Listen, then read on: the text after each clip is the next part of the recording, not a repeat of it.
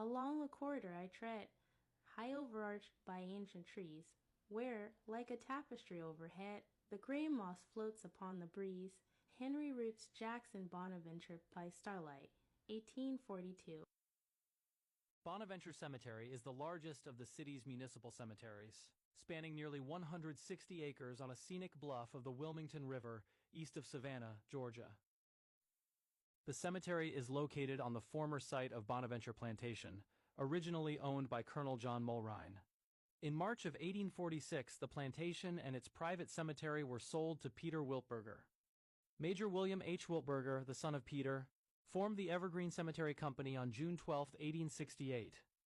On July 7, 1907, the city of Savannah purchased the Evergreen Cemetery Company, making the cemetery public and changing the name to Bonaventure Cemetery.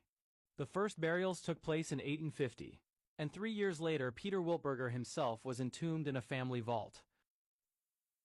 Immediately inside the gates is the large and ornate Gaston tomb, built in memory of William Gaston, a prominent merchant who even has a street named after him.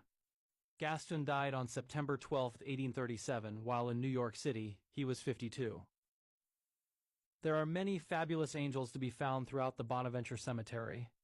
One magnificent angel sculpture is this white marble monument found at the family gravesite of businessman George Baldwin, who died in 1927. Thomas Hughes, as the tomb indicates, was a Confederate soldier who served in the Chatham Artillery, a 4-gun unit during the Civil War. He buried his wife in 1895 and joined her 8 years later in 1903. Affectionately known as Little Gracie Watson, a little girl who died in 1899 from pneumonia 2 days before Easter when she was 6 years old. Her monument is based on a photograph given to a sculptor named John Walls. Alexander Lawton was a highly decorated soldier throughout the Civil War as well as a prominent lawyer. His family plot is adorned with a beautiful archway and a statue dedicated to his daughter Corinne. Bonaventure was featured in the 1994 novel Midnight in the Garden of Good and Evil by John Berendt. Also in the movie, directed by Clint Eastwood, that was based on the book.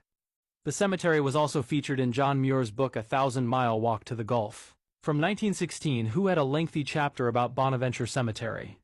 In October of 1867, he sojourned for 6 days and nights in the cemetery, sleeping upon graves overnight, this being the safest and cheapest accommodation that he could find while he waited for money to be expressed from home. Several U.S. Civil War soldiers are buried here, including Hugh Mercer, who was a general. His son Johnny Mercer, a singer-songwriter, also rests in Bonaventure Cemetery. A few actors are laid to rest here as well, such as James Neal and Adaith Chapman. Highly regarded as one of the world's most beautiful cemeteries, Bonaventure is surely a must-see site if you ever visit Savannah, Georgia in the United States. Thank you so much for watching.